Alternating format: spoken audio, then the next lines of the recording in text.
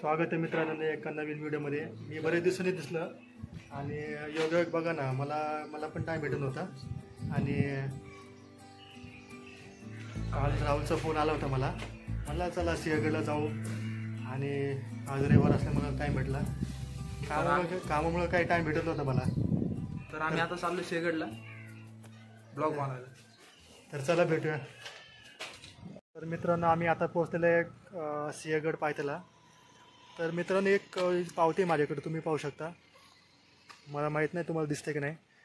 तर तुम्ही जर इथं येत असाल तर तुमच्या माहितीसाठी सांगतो, ही पावती आहे 50 रुपयाची पावती तुम्हाला इथं फाडावं लागते, तरच तुम्हाला इथं प्रवेश मिळतो। आणि आमच्या पाठीमागे तुम्ही पाहू शकता हा घाट रस्ता। तर आता आपण जाणार आहोत, चला। तर इथून घाट किती किलोमीटर आहे? 10 किलोमीटरचा घाट आहे ना? हो 10 किलोमीटरचा घाट इथून। तर आम्ही चाललोय, चला। तर तुम्ही पाहू शकता असा घाट वळण रस्ता आहे सिंहगडला जाण्यासाठी। तसं ते 2 वाट आहेत, एक तर बाय रोड तुम्ही जाऊ शकता आणि दुसरं आहे ट्रेकिंगने जाऊ शकता। ट्रेकिंगचं माहीत नाही पण आम्ही बाय रोडने चाललोय सध्या।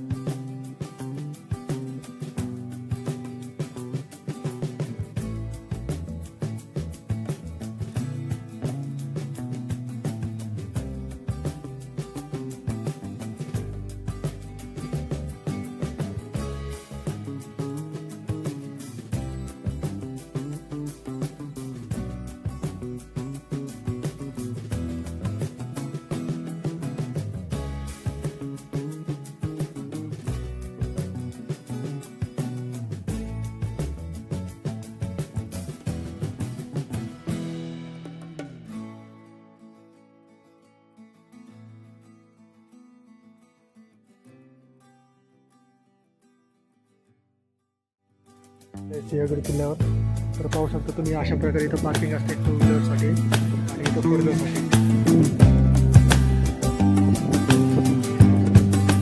आज रविवार असल्यामुळे खूप गर्दी आहे, तर चला जाऊया पुढे। तर मित्रांनो या किल्ल्याला 2 दरवाजा आहे, एक म्हणजे पुणे दरवाजा आणि दुसरा कल्याण दरवाजा। आता आपण पुणे दरवाजाकडे चाललो आहे। पुणे दरवाजा हा सिंहगड किल्ल्याचा मुख्य प्रवेशद्वार आहे, जो पुणे शहराकडे तोंड करतो, म्हणून याला पुणे दरवाजा असे नाव दिले आहे किंवा बिबळ्या दरवाजा असेही म्हणतात। आणि दुसरा जो दरवाजा आहे कल्याण दरवाजा, हा दरवाजा सिंहगड किल्ल्याचा एक महत्त्वाचा ऐतिहासिक भाग आहे। याचे नाव जवळच्या कल्याण गावावरून असे ठेवले आहे। हा दरवाजा मराठा साम्राज्याच्या शौर्याचे आणि त्याच्या उत्कृष्ट लष्करी स्थापत्य कलेचे प्रतीक आहे। तानाजी मालुसरे यांनी कोंढाणा किल्ला घेण्यासाठी याच दरवाजातून चढाई केली होती, त्यामुळे हा ऐतिहासिक दृष्ट्या खूप महत्त्वाचा आहे।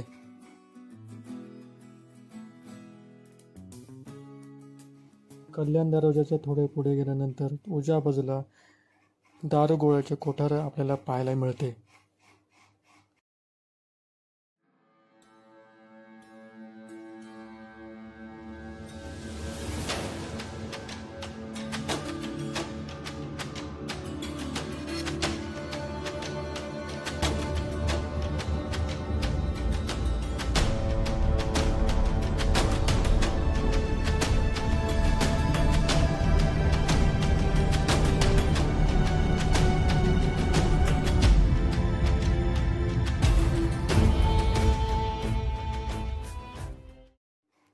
आणि पुढे गेल्यानंतर टिळक निवास हे पाहायला मिळते.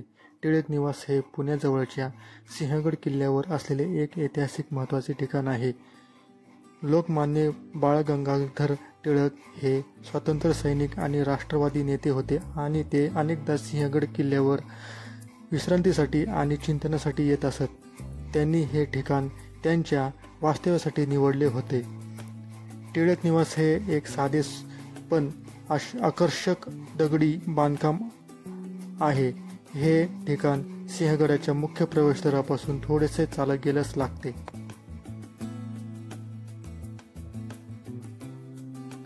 या निवासस्थानाजवळ एक सुंदर निसर्गरम्य परिसर आहे. येथून आजूबाजूच्या दऱ्या आणि टेकड्यांमध्ये विहंगम दृश्य दिसते आणि हे ठिकाण एक महत्त्वाचे पर्यटन स्थळ बनलेले आहे. येथे अनेक पर्यटक आणि इतिहासप्रेमी भेट देतात. लोक टिळकांच्या योगदानाला आदराने स्मरण करतात आणि त्यांच्या देशभक्तीची प्रेरणा घेतात. आणि थोडे पुढे गेल्यानंतर आम्हाला उजव्या बाजूला अमृतेश्वरचे मंदिर दिसले. आम्ही तिथे दर्शन घेऊन पुढे तानाजी मालुसरे स्मृती मंडपाच्या दिशेने आम्ही निघालो. सिंहगड किल्ल्यावरील तानाजी मालुसरे स्मृती मंडप हे एक अत्यंत महत्त्वाचे आणि प्रेरणादायी ठिकाण आहे. छत्रपती शिवाजी महाराजांचे बालपणीचे मित्र आणि पराक्रमी सरदार या असलेल्या तानाजी मालुसरे यांच्या अतुलनीय शौर्याचे आणि बलिदानाचे हे स्मारक आहे. तानाजी मालुसरे यांनी 1670 साली कोंढाणा किल्ला जिंकण्यासाठी केलेल्या लढाईत आपले प्राण अर्पण केले. ही लढाई मराठा साम्राज्याच्या इतिहासातील एक अविस्मरणीय घटना आहे.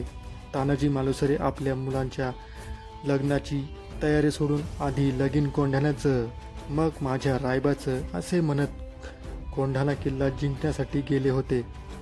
या लढाईत त्यांनी पराक्रमाची शिस्त केली आणि किल्ला जिंकला, पण ते धारातीर्थी पडले.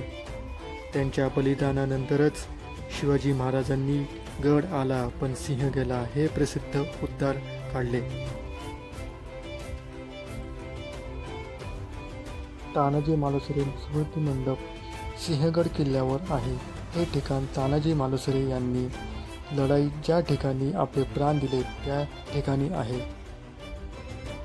हे स्मारक तानाजी मालुसरे यांच्या देशभक्ती, निडरता आणि स्वराज्यासाठी केलेल्या बलिदानाला आदराने वंदन करते. अनेक पर्यटक आणि इतिहासप्रेमी येथे भेट देऊन त्यांच्या शौर्याला सलाम करतात.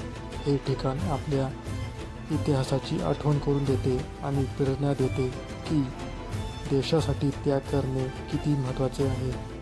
सिंहगडावर येणारे पर्यटक तानाजी मालुसरे स्मृती मंडपाला आवर्जून भेट देतात आणि या थोर योद्ध्याच्या पराक्रमी इतिहासाला उजाळा देतात.